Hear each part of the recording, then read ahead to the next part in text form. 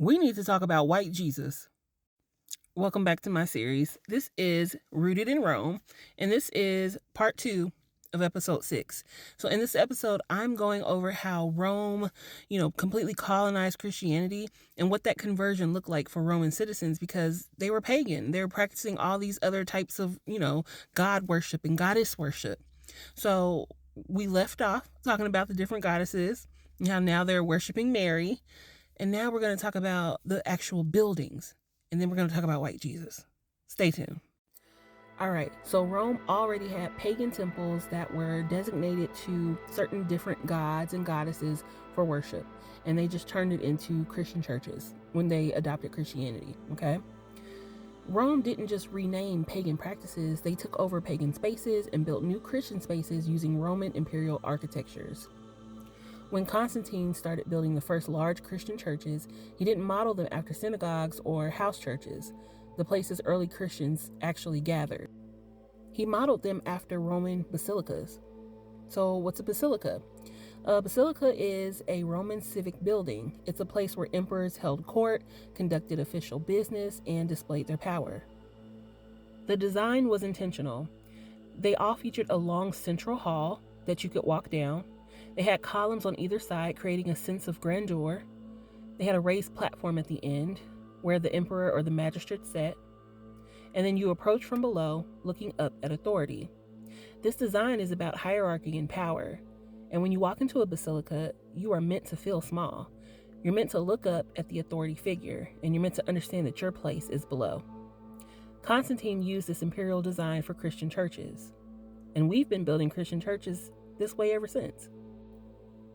But even modern megachurches, massive buildings with stages elevated high above the congregation, with lights and cameras pointed at the pastor. When you walk into a church designed like a Roman basilica, you walk down a long aisle, like you're approaching the emperor's throne. The clergy sit elevated at the front, like the emperor on his platform.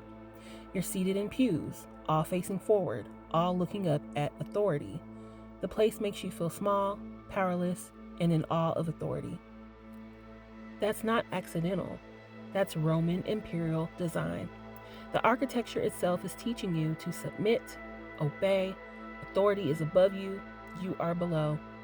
Contrast this with how Jesus actually gathered people in homes, sitting around tables, on hillsides, in circles, in synagogues where people participated and discussed, in spaces where people were equals, not subjects looking up at a ruler. Jesus centered the margins, the poor, the outcast, and the sick. But Rome built buildings that center authority and make everyone feel peripheral. We're still building this way. And here's what's important. We're still building churches using Roman imperial architecture.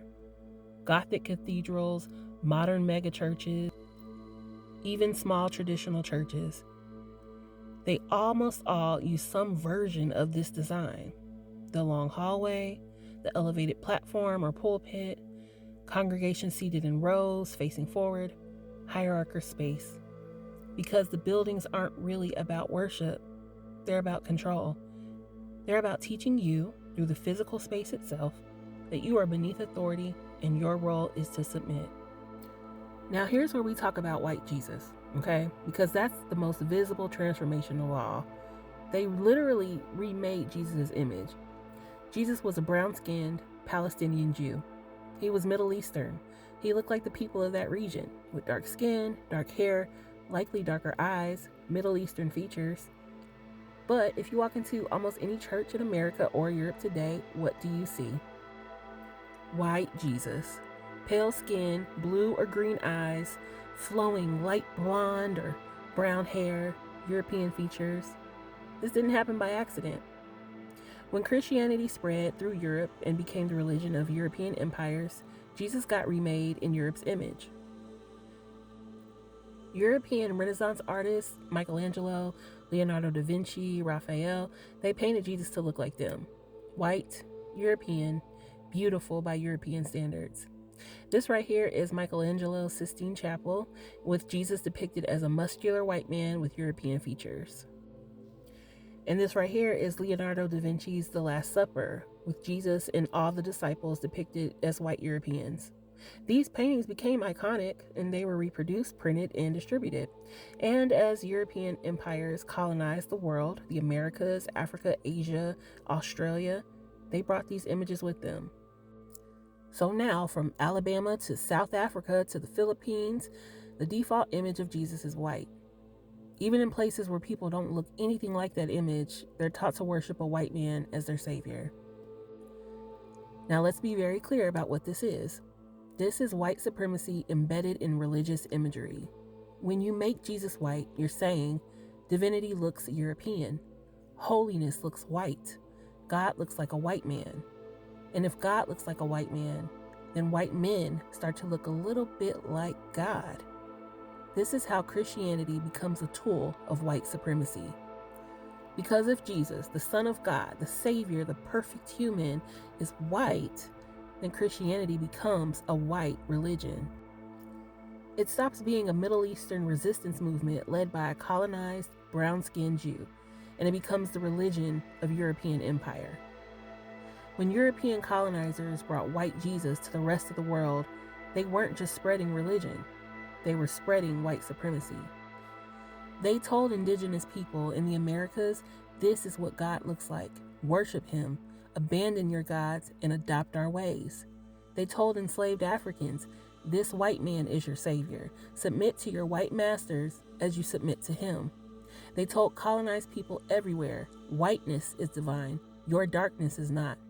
And the image did the work. Because when you grow up seeing a white Jesus on every church wall, in every Bible illustration, in every movie, when you're taught that this is what holiness looks like, it does something to your mind. If you're white, it tells you that you are closer to God. And if you're black or brown, it tells you that divinity looks nothing like you. That's not theology. That's psychological warfare. So let's talk about what gets erased when Jesus becomes white. His Jewishness. Jesus wasn't Christian. He was Jewish. He lived under Jewish law. He celebrated Jewish festivals like Passover, Yom Kippur, Hanukkah. He taught in synagogues. He quoted the Torah.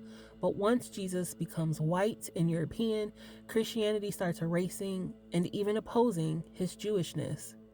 Anti-Semitism becomes embedded in Christian teaching. We always hear that the Jews killed Jesus, even though it was Rome that executed him. Then we have his geography and political context. Jesus was Palestinian from a region that had been colonized repeatedly by empires, Babylon, Persia, Greece, and Rome. He lived under Roman military occupation, but white Jesus is placeless, universal, disconnected from the reality of colonization. We also have Jesus' politics. Jesus confronted empire. He organized resistance. He was executed by the state for claiming rival sovereignty. But white Jesus is safe, apolitical, non-threatening. He says, love everyone, but never challenges power structures. He preaches peace, but never disrupts systems of violence. And then we have his class. Jesus was a peasant, a day laborer, probably illiterate, poor. He worked with his hands. He came from a nobody village called Nazareth. But the images of white Jesus show him clean, serene, robed in fine garments, glowing, almost aristocratic. He stops looking like the oppressed and starts looking like the oppressor. So by the 5th and 6th centuries, Christianity had been completely transformed. We have our pagan festivals that have been renamed to Christian holidays, pagan temples that have been converted into churches, goddess worship has been repackaged as Mary veneration. We have pagan symbols that have been adopted as Christian symbols. We have Roman imperial architecture, which defines Christian sacred spaces. And then we have Jesus' image, which has been remade as white and European. This is Rome's Christianity, not Jesus' version, and this is the version that gets exported to the entire world, not through the power of truth, but through the power of empire. All right, y'all, I'm running out of time, so I got to do a part 3 of episode 6. In this next part, we're going to talk about how Rome never fell and how it simply just became the church. Stay tuned. There's so much more information you need to know for your deconstruction journey.